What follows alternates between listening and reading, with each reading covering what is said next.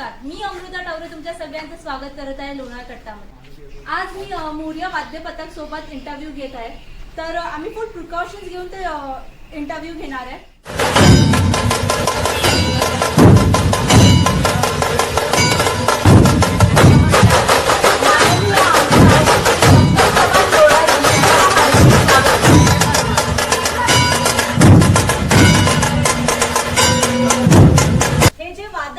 त्यांच्याबद्दल थोडी माहिती सांगेल। सर्वात पहिले आपण बॉईज पासून स्टार्ट करू, मग गर्ल्स कडे येऊ। माझं नाव वरद ठाकर, मी पथकाच्या स्थापनेपासून पथकामध्ये ताशावादक आहे। मी आलोक किल्लारे, मी पथकाच्या स्थापनेपासून पथकामध्ये ढोलवादक आहे। मी संकेत शेडगे, मी पथकाच्या स्थापनेपासून ते आतापर्यंत पथकामध्ये ढोलवादकाचं आणि पथकात जे काही कामं असतील त्या सगळ्यांमध्ये सहभागी आहे। आता गर्ल्स कडे येऊ। मी लोहार, गेल्या 3 वर्षापासून पथकात ढोल वादक आहे। मी अपूर्वा लोहार, गेल्या 3 वर्षापासून पथकात ढोल वादन करते। मी निभा कानडे, मला पथक जॉइन करून 3 वर्ष झाली आणि मी ढोल वादक आहे। मैं विक्ता बजाज, मैं इस पथक में 2 साल से हूँ और मैं ढोल बजाती हूँ। तुमच्या पथकाची स्थापना कधीपासून झाली? आमच्या पथकाची स्थापना 13 सप्टेंबर 2016 रोजी झाली। आमच्या पथक स्थापन होण्यामागचा हेतू असा होता की सामाजिक बांधिलकी जपणे आणि त्या अजून एक म्हणजे टिळकांनी जो गणेशोत्सव सुरू केलाय तो सार्वजनिक कामामध्ये सार्वजनिक करण्यामध्ये आणि त्याच्यामध्ये ढोल आणि ताशा, गणेशोत्सव आणि शिवजयंती हे उत्सव दोन्हीमध्ये एक नातं निर्माण करून आपल्याला सांस्कृतिक वारसा पुढे जपण्यासाठी आम्ही हे पथक स्थापन करून आणि असेच चांगले दरवर्षी नवीन चाली आणि नवीन गणपतीसाठी मिरवणुका हे आमचं येतोय। ढोल ताशाची सुरुवात कशी झाली?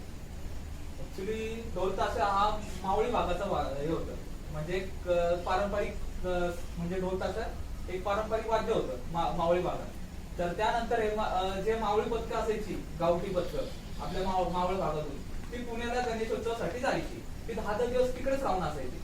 त्यानंतर पुण्याच्या वादकांनी ते ट्राय केलं मावळी पथकामध्ये, तर ते म्हणले आपण ह्यांच्याकडून शिकून काहीतरी अजून वेगळं निर्माण करू की जेणेकरून यंग वादक आणि जे म्हणजे वय तर नसतंच पथकामध्ये पण सगळे एकत्र येईल अशा स्वरूपामध्ये मग त्यांनी ढोल ताशा पथक निर्माण केलं। पुणेरी ढोल ताशा पथक निर्माण केलं आणि मग त्यानंतर जे पुण्यातले वादक आहेत ते मावळी भागातून शिकून वगैरे मग त्यांनी पारंपरिक हात वगैरे बसून मग या पथकानं सुरुवात झाली। मग ह्याच्यामध्ये पथकामध्ये म्हणजे वयोवृद्ध माणसापासून तर छोट्या वादकापर्यंत सगळ्यांचाच सहभाग असतो। त्यामुळे हे जे पथक असते पारंपरिक स्वरूपाने चालते एकदम, म्हणजे पारंपरिक हात असतात, पहिला दुसरा तिसरा, म्हणजे पथक आणि गावठी पथक मावळी पथक ह्याच्यामध्ये खूप डिफरन्स आहे, म्हणून काहीतरी वेगळं म्हणून हे या पथकाचे एक सुरुवात झाली। वरदनी तर माहिती दिलीच आहे ढोल ताशाबद्दल, बट जे तुम्ही वाद्य वापरता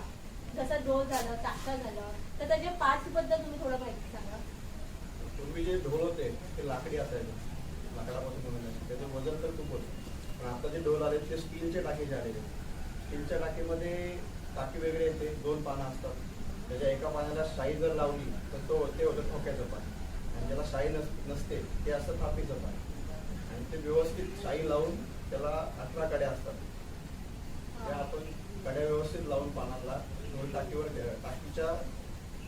जे पान ठेवतो त्याला व्यवस्थित 18 कड्या आपापल्या ह्याच्यात लावून ते आवळलं मग त्याचा आवाज एकदम भारी येतो। जसा तुम्ही आवळाल तसा ते पुढे जातं, आवाज चांगला येतो। शाईचं आणि तुम्ही एक सांगितलं तर शाई का लावली जातात, म्हणजे की काय तुम्हाला आयडेंटिटी असते का की ह्या टायमाला शाईचा यूज करायचा या टाइम असं काय असतं का?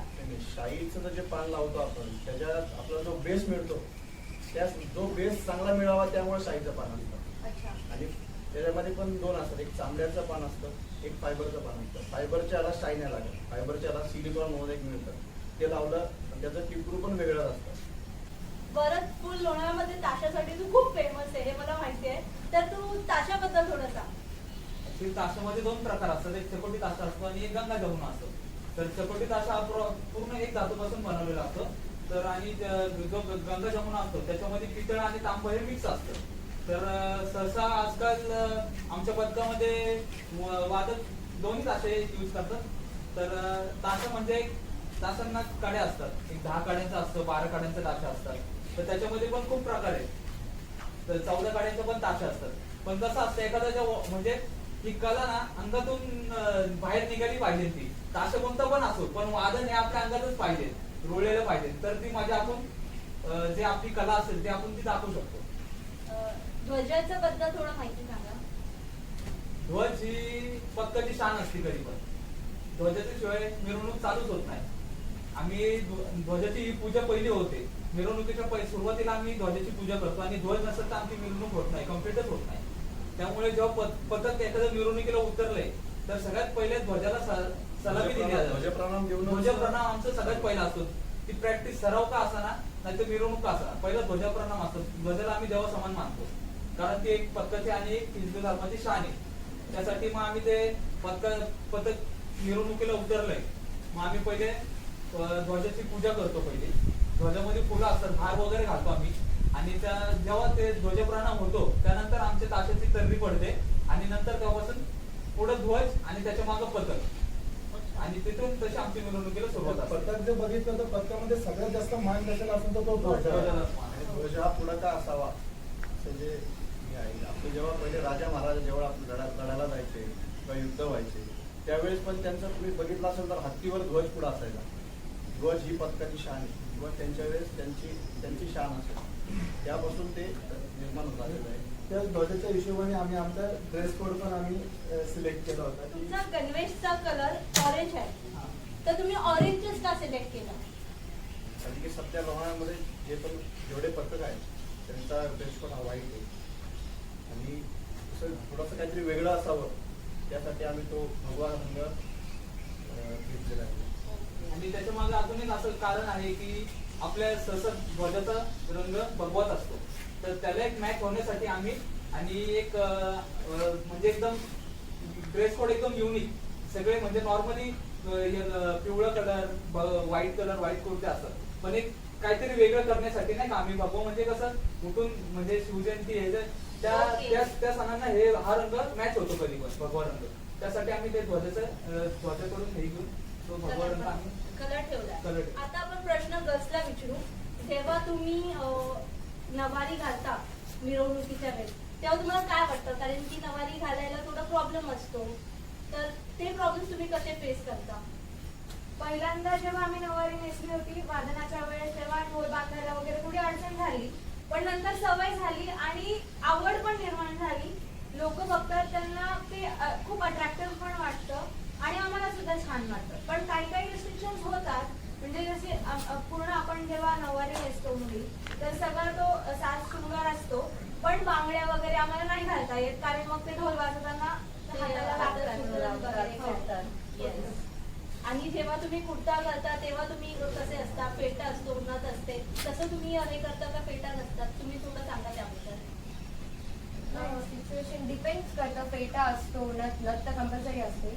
फेटा असतो म्हणजे कुर्त्यावर पण फेटा असतो. असं कंपल्सरी नाही की नवारी असली तरच फेटा असतो. अच्छा, तुम्ही नेहमी फेटा असतो? हो हो, नेहमी असं नाही, डिपेंड्स. ओके. म्हणजे मी खूपदा मिरवणूक बघितलेत आणि मुलं फुल ऑन बियर्डला एकदम शेप वगैरे देऊन येतात मिरवणुकीला. तर तुम्हाला काय सांगायचं? मिरवणुकीला मुलींची हवा होते का मुलांची हवा होते जास्त करून? मुलांचीच आवाज असते मिरवणुकीला. नाही, असं काही नाही, मुलींची हवा असते. फक्त मेकअप करून हवा करतात. नाही, आम्ही मेकअप करतो, आवाजही काढतो आणि मुलींची हवा आवाज असते. कमी असतो तर मुलांमध्ये मुलांच्या सगळ्यात असतं. मुलांचं सगळ्यात असतं. मुलांचं सगळ्यात असल्यामुळे. पहिलं तर मुलांचं ऐकू, मग मुलींचं. तुम्हाला काय बोलायचंय? ऑफकोर्स मुलांची आवाज ते मुलं फुल ऑन म्हणजे ऍक्शन वगैरे करून नाही का, पण तुम्ही लुक्स ठेवता ते बियर्ड लुक्स मोस्टली पोरं का ठेवतात? तर ते पत्ताचा कुर्ता वगैरे घातला, टोपी असते, कधी फेटा असतो, तर त्याला काय मॅच होईल? तर दाढी वगैरे त्या हिशोबाने मग ते लुक आम्ही मिरवणुकीला देतो की एक वेगळं अट्रॅक्शन व्हायला, की मिरवणुकीला लोक इतके सारी बघायला असतात, तर आपण सगळ्यांमध्ये आपण काहीतरी वेगळं दिसलं पाहिजे, लोकांनी आपल्यालाच बघितलं पाहिजे, आपलंच वादन बघितलं पाहिजे, त्यासाठी ते सगळं चालतं. आणि मुलीच आता काय त्याच्या हवा? म्हणजे मुली तुम्ही काय सांगणार? हवा मुलींचीच होते, जास्त लोक मुलींना बघायला येतात. थांबा, आपण हवेचे ते नंतर येऊ. लूक बरोबर आहे ना बाई? लुकवर म्हणण्यापेक्षा जो आपला जो ड्रेस आहे पथकाचा त्यावर दाढी ही शोभूनच दिसते. त्यामुळे पथकात जेवढे पण वादक असतात ना ते दाढीमध्येच का असतात? कारण की त्या आपल्या पथकाच्या ड्रेसवर सूट आणि होते. ढोल जो बांधलेला असतो तो जो नजराना असतो ना बघणारा, तो मुलांकडे बघणार नजराना हा वेगळा असतो. मोस्टली आपल्या पत्त्यामध्ये तर 90% म्हटलं तरी सगळे दाढी वाढवूनच असतात. आणि त्यांना जास्त आणि ते विचार आहे. बिचारे प्रयत्न करतात वाढवण्याचा.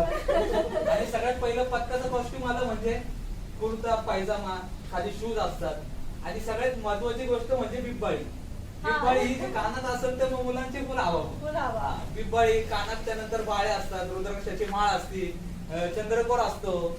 त्यामुळे मुलं म्हणजे एकदम फुल ऑन फायर. तर बिग खास बाई चंद्रकोर लावायची म्हणून मुलं दाढी पण जास्त अशा वाढवतात. पथकामध्ये तर बिग बाई अजून फक्त वयात सरच घालतात, कारण ते तर लहान म्हणजे मी मागील 3-1 वर्ष झालं फक्त ते घालतात.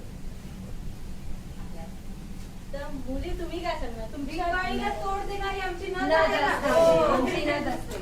बरोबर.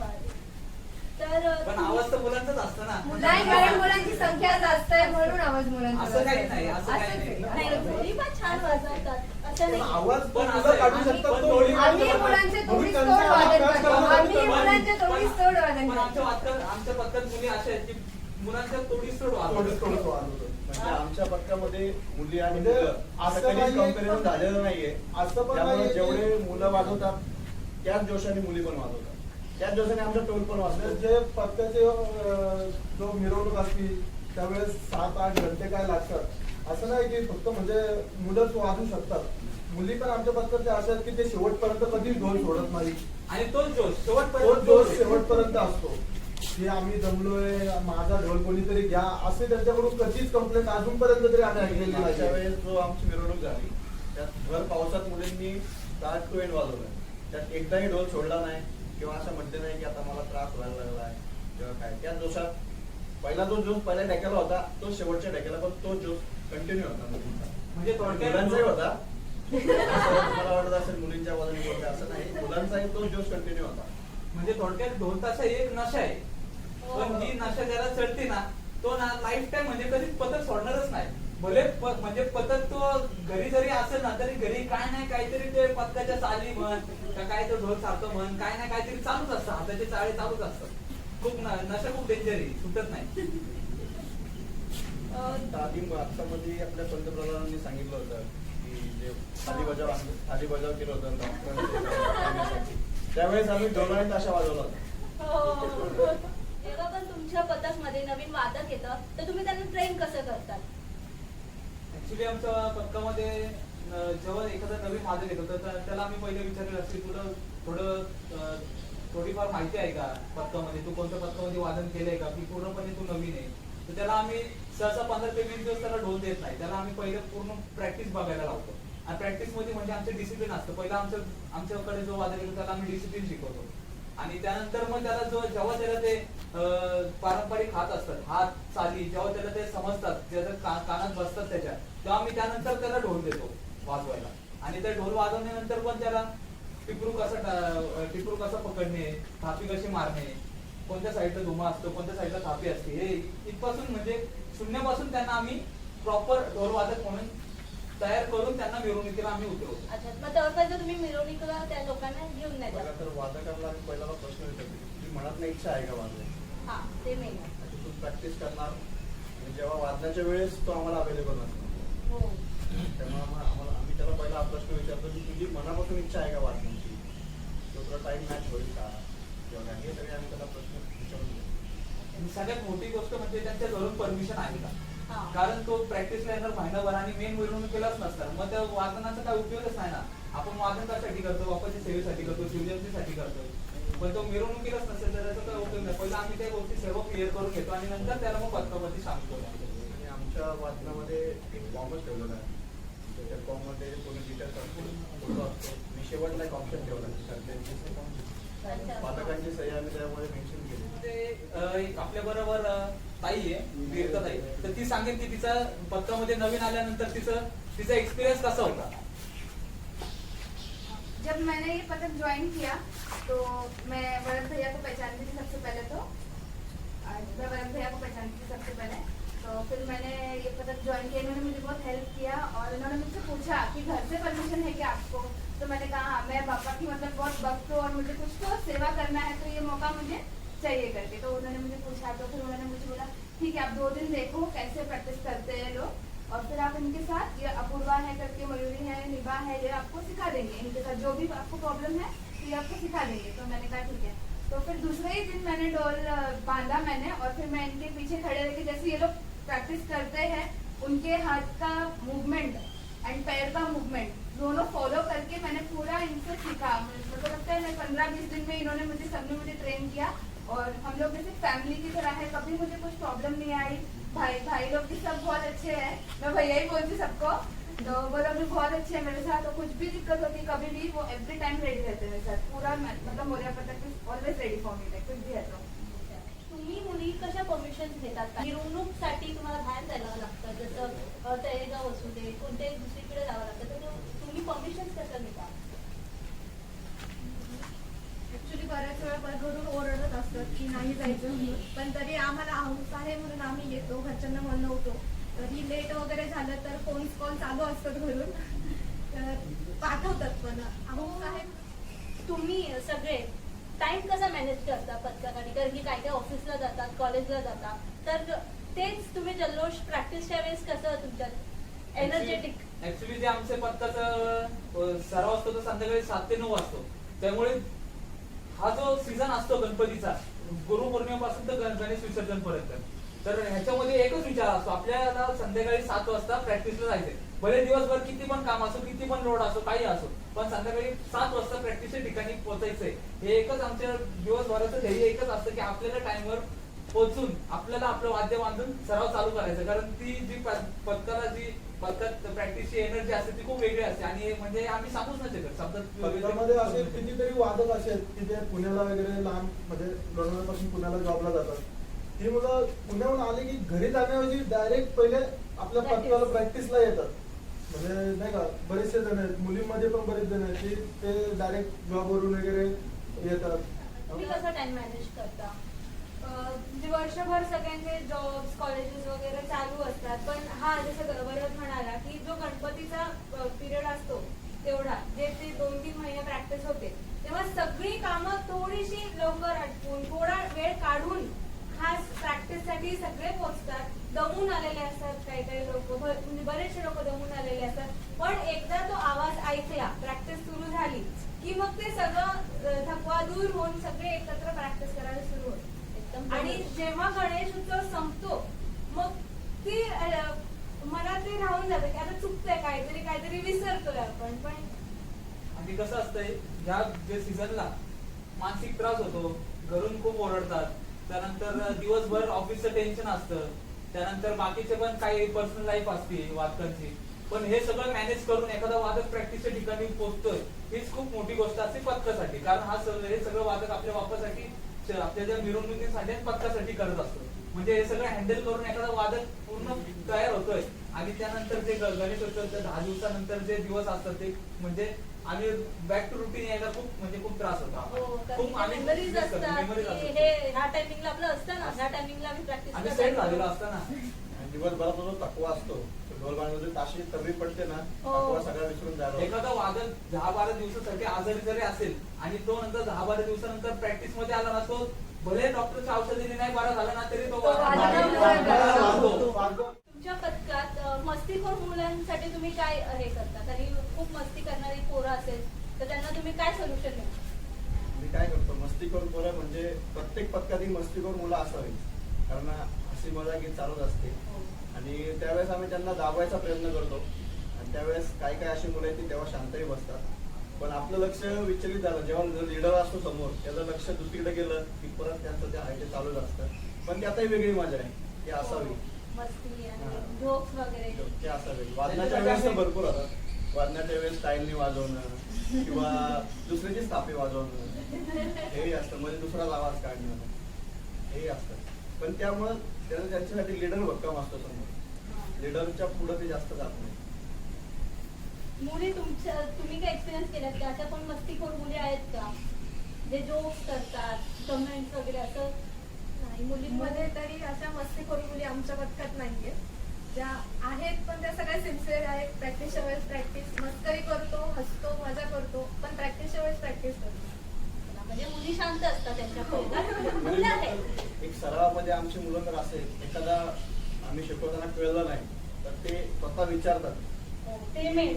की हे कळलं नाही ही थापी किती वेळा वाजवायची किंवा हा ठेका कसा उचलायचा किती स्लो वाजवायचा हे विचारतात. म्हणजे काही काही प्रकारांमध्ये असं असू शकतं की बाबा ठीक आहे आता मला जमलं नाही ना तर मी मिरवणुकीच्या वेळेस वाजवू शकतो कसं पण. आणि अजून पण आमचा एक ठेका आहे मल्हारी म्हणून एक आम्ही त्याला नाव दिलंय. तोही म्हणजे ऑफबीट ज्या आहेत त्या अजून काहींना नीट जमत नाही पण त्याही आम्ही जे लीडर असो किंवा त्याच्या बाजूला जे वादक आहेत ते कव्हर करून घेतात त्यांना. तुम्ही जेव्हा वादन करता तेव्हा तुमच्या हाताला कधी लागतं का, हाताला जाऊ द्या पायाला, म्हणजे असं कधी इंजरी झालंय का, मेजर झालं? आता कसं असतं आमचे जेव्हा सराव चालू होतो जुलै महिन्यामध्ये गुरुपौर्णिमेला आमचं वाद्यपूजन होतं तर तेव्हापासून आम्ही म्हणजे तेव्हा काय इतकं सरावामध्ये नसतो त्यामुळे का बोटं फुटणे त्यानंतर कंबर पाटण दुखणे 2-3 दिवस ते होऊन जातं. पण एकदा आम्ही त्यात रुळत गेलो ती रोजची जी ताकद असते ना ती आमच्यात नवीन ऊर्जा निर्माण करते वादनासाठी. हा त्यामुळे ते लागतंय हे ते त्या गोष्टींकडे आमचं दुर्लक्ष होऊन जातं, आम्ही लक्ष देत नाही त्या गोष्टींकडे. तर हे थोडंफार आणि मिरवणुकांमध्ये कोणाला चक्कर येणे हे ते होत असतं. पण आमचे वादक असे आहेत ना की म्हणजे ढोल बांधला की फुल एनर्जी हो फुल ऑन असतात. सरावामध्ये पण असे एकदम अपघात घडलेले. आमच्या पथकामध्ये एक ध्वजधारी होता विनोद. सरावादरम्यान जो ध्वजाचा पाईप असतो तो त्याचा कळस जो असतो ना वरती तो त्याच्या वरून पडला होता आणि तो इतर असा लागला होता. तरी पण आम्ही त्याला सांगितलं की तू रेस्ट कर आता येऊ नको पण त्याला वाजणे म्हणजे एवढी आवड होती तरी तो दुसऱ्या दिवशी बरोबर टायमिंगला हजर झाला होता. गर्ल्स तुम्हाला कधी प्रॉब्लेम फेस झालाय का, असं कधी तुम्हाला लागलाय का? बऱ्याच वेळा हाताला लागतं, हात सुचतात, पण आम्हाला वादन करताना एवढा एनर्जी येते ना की आम्हाला त्या दुखण्याकडे काहीच लक्षच जात नाही. लक्षच राहत नाही म्हणजे त्या दुखण्याकडे.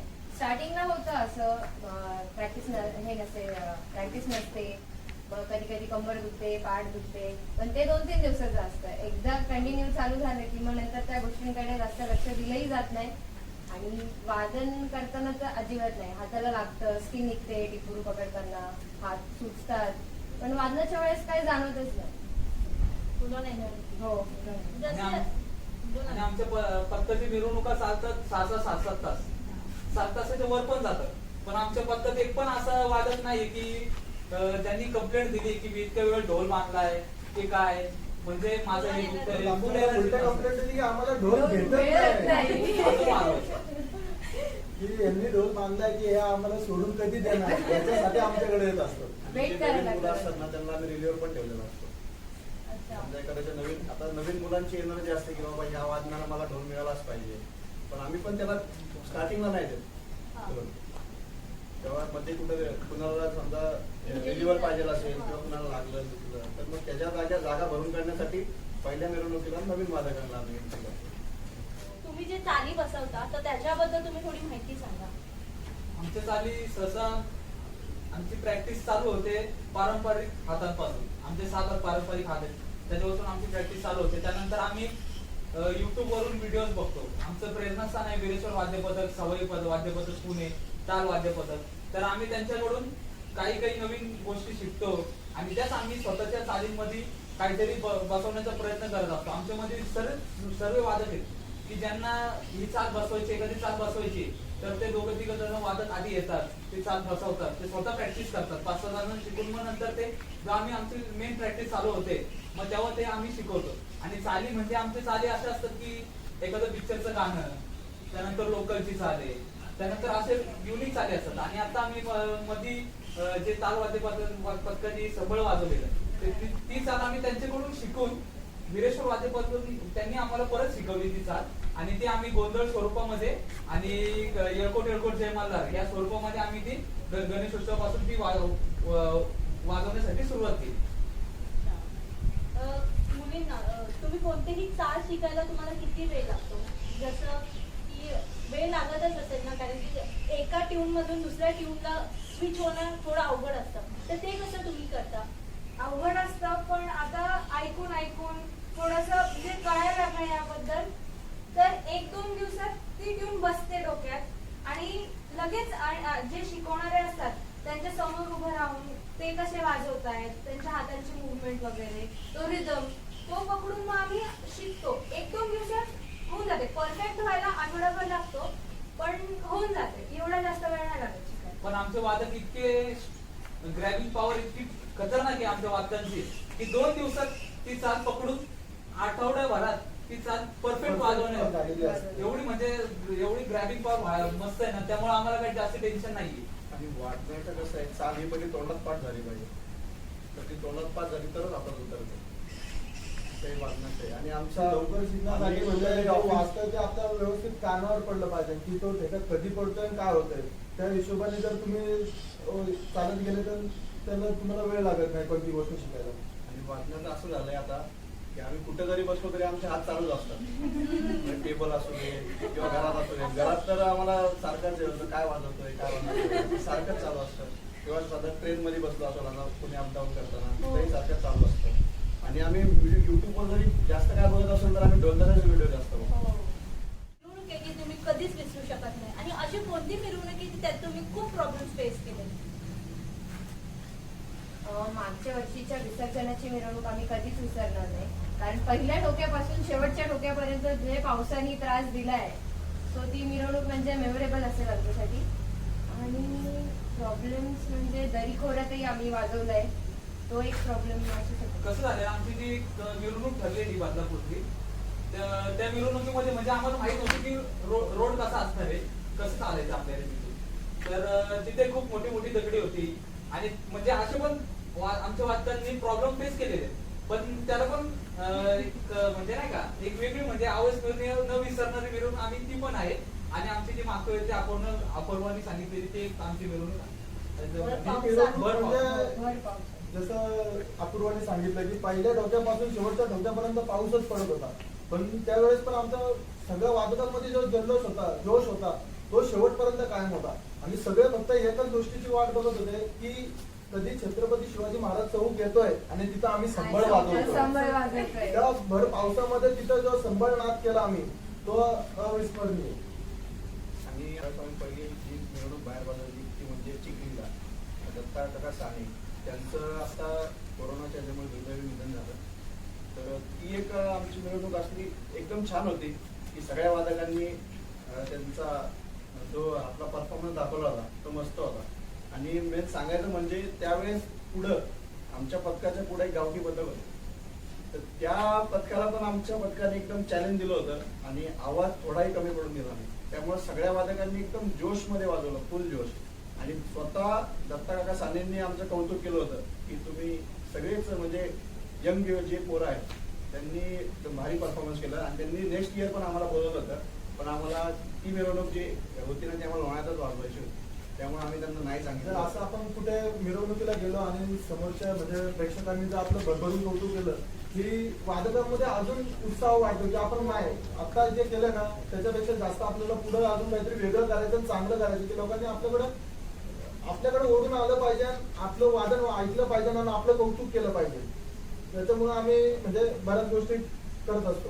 आणि आमचं पथकाचा एक हेतू असतो की दरवर्षी काहीतरी नवीन दाखवायचं प्रेक्षकांना. कारण प्रेक्षक खूप सारे पथक बघतात, मिरवणुकीला खूप सारे पथकं असतात, पण त्या मिरवणुकीमध्ये सगळ्यात नवीन काय, वेगळं काय, ते वेगळंपणा आणण्यासाठी आम्ही दरवर्षी खूप म्हणजे मेहनत घेतो. सगळेच वादक मेहनत घेत असतात आणि वेगळेपणासाठी आम्ही म्हणजे नवीन चाली बसवणं हे तसं आमचं चालू असतं दरवर्षी. आणि आता मध्ये आम्ही इंदोरीच्या तळेगाव जवळ आहे, तिथे एक स्पर्धा होती 2 तारखेची. तिथं सगळे गावठी पथक होते, पण त्या ह्याच्यामध्ये पण आम्ही 2रा क्रमांक मिळवला होता. त्या स्पर्धेचं म्हणजे ते ऍक्च्युली फक्त स्पर्धा आहे आम्हाला एवढंच माहित होतं, पण ती स्पर्धा पथक आणि गावठी पथक त्याच्यामध्ये जो डिफरन्स आहे तो तिथं म्हणजे गावठी पथकासाठी खास होतं ते आम्हाला माहित नव्हतं, पण आम्ही 2nd क्रमांक तिथं मिळवला होता. ऑर्डर्स घेता भरपूर मिरवणुकीचे, तर त्याचे पैशांचे तुम्ही काय करता? आमचे सुपर हिट असतात मंडळ किती फेमस आहे. आता गणेशोत्सवच्या मिरवणुका आमच्या खूप म्हणजे आता आमची आगमन सोहळा आणि विसर्जन सोहळा हे आमचं एक मंडळ ठरलेलं आहे. लोणावळ्याचा मानाचा 3रा गणपती मागच्या 2 वर्षापासून आम्ही ती मिरवणूक वाजवत आहे. तर आम्हाला जे सुपर येतात तर त्याच्यामधून आमचं पथकाचं मेंटेनन्स म्हणजे एक जरी पान फुटलं तर त्याच्या मागे 1000 रुपये पानामागं पकडून चालायचे. पूर्ण आमचे 2 महिने प्रॅक्टिस चालते, तर त्याच्या मागे तो खर्च असतो. पूर्ण वादकांना सांभाळणं त्यानंतर आमची एक वर्षातून एक सहल असते पथकाची. तर आम्ही वन नाईट स्टे साठी वादकांना घेऊन जातो. एक नाही का स्कूलमध्ये आपण जसं एन्जॉय करतो तसंच एन्जॉयमेंट आमच्या पथकामध्ये पण असतं. म्हणजे आम्ही एक पथक म्हणजे फक्त हे नसून म्हणजे असे एक वादन नाही तर पण बाकीचं फॅमिली सारखी तुम्ही हो. असतात सगळे. काही नाही काहीतरी चालूच असतं. त्याच्या त्यानंतर व्यतिरिक्त सामाजिक सामाजिक कार्य कार्यामध्ये आता कोरोनाचं झालं तर त्याच्यामध्ये पण आमचे वाचतात म्हणजे ज्यांना कोण गरजू वाचताना त्यांच्या घरी प्रॉब्लेम आहे तर त्यांना आम्ही अन्नधान्य वाटप करून तर त्या प्रकारे मदत केली. आणि त्यांना पण सांगितलेलं कोणाला काही मदत लागली तर कधी पण तुम्ही मोरे पथकाला आवाज द्या. मोरे पथक तुमच्या मागे खंबीरपणे उभे आहे यासाठी. आणि त्यानंतर अजून आमचे म्हणजे कसं असतं खर्च तर खूप निघत असतं आणि लोकांना वाटतं की 1 लाख 2 लाख रुपये घेतात करतात काय पैसे पण त्याच्या मागे खर्च किती होतोय हा कोणालाच माहित नाही. आणि आमचं पथक असं आहे की गेले 4 वर्ष आमच्या पथकाचं हिशोब एकदम क्लिअर आहे. म्हणजे कुठं कुणी खाल्ले नाही पैसे का काय कोण घेतं मदत तर परत पथकामध्ये रिटर्न करतात ते पैसे. आणि ते सर्वांना आमचा समान हक्क आहे की समान हक्क जर, कोणाला वाटलं की बाबा आपल्याला हिशोब मागायचा किंवा काय करायचं तरी तो कधी जाऊन मागू शकतो आणि कोणी त्याला अडवू शकत नाही. आणि त्याचा तरी त्यांना सगळा हिशोब पण दिला जातो. तसंच आम्ही ऑर्डर झाल्या गणपतीचं सीझन झाल्यानंतर मग आम्ही एक मीटिंग ठेवतो. त्या मीटिंगमध्ये सगळं आम्ही मेन्शन करतो की एवढा खर्च झाला आपलं हे केलं. तसंच ह्याला गेलो ऑर्डरला वगैरे गेल्यानंतर पण फर्स्ट एड किट वगैरे ह्याच्या बऱ्याच गोष्टीचा आम्हाला खर्च असतो. कोरोना हे संकट सगळ्यांवरच आलंय आणि ह्या वर्षीचा गणेश उत्सव तुम्ही साजरा नाही करू शकत तर त्याबद्दल तुम्ही काय सांगणार? कोरोनाचं संकट तर सगळ्यांवरच आलेलं आहे आणि त्यामुळे यावर्षी न पथकाची प्रॅक्टिस न पथकाची मिरवणुका. त्यामुळे जेव्हा आमच्या ज्या मिरवणूक आमच्या ज्या ठरलेल्या होत्या म्हणजे आगमन सोहळा असायचा त्यानंतर विसर्जन सोहळा असायचा तर अक्षरशः आमच्या डोळ्यात तर पाणीच आलं. आणि आमचे जे मित्र म्हणजे मित्रवादक आहेत पुण्यातले असायचे ते आम्हाला सारखे कॉल करायचे की अरे काय कसं खूप खराब गेलं ही वेळ परत आली नाही पाहिजे.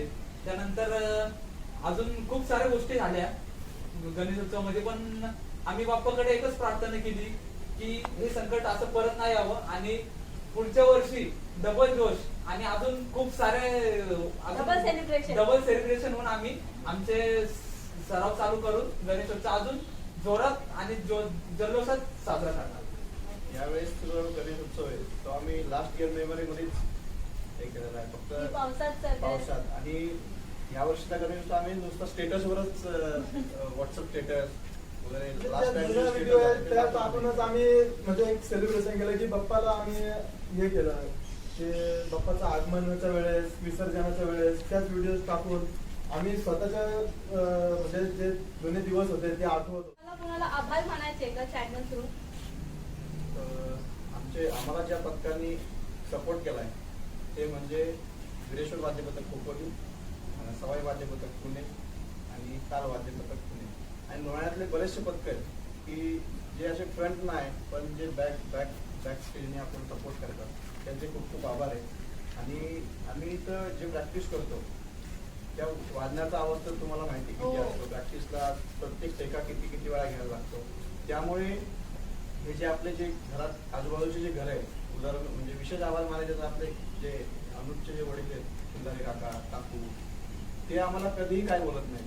म्हणजे किती जरी आवाज आला किती जरी काय त्रास होत असेल तर ते त्रास होत असेल तर ते सहन करावं की दाखवत नाहीत किंवा असं बोलत नाहीत की तुमच्यामुळे आम्हाला त्रास झाला किंवा काय झालं असं कधीच बोलत नाही. म्हणजे माझ्या घरामध्ये असं झालेलं आहे ना की जे आवड आपल्या वादकांमध्ये आहे सर्वांना ते आमच्या घरामध्ये सगळ्यांना झालेलं आहे. हा ते अरे म्हणजे त्या गणपतीच्या पिरियड मध्ये रोजचं ते वादन रोजचं गाणं येणार मग ते झाल्यानंतर जेव्हा प्रॅक्टिस बंद होते मग त्यांना पण असं आता एकटं वाटतंय आता कोण येत नाही प्रॅक्टिसला इथं.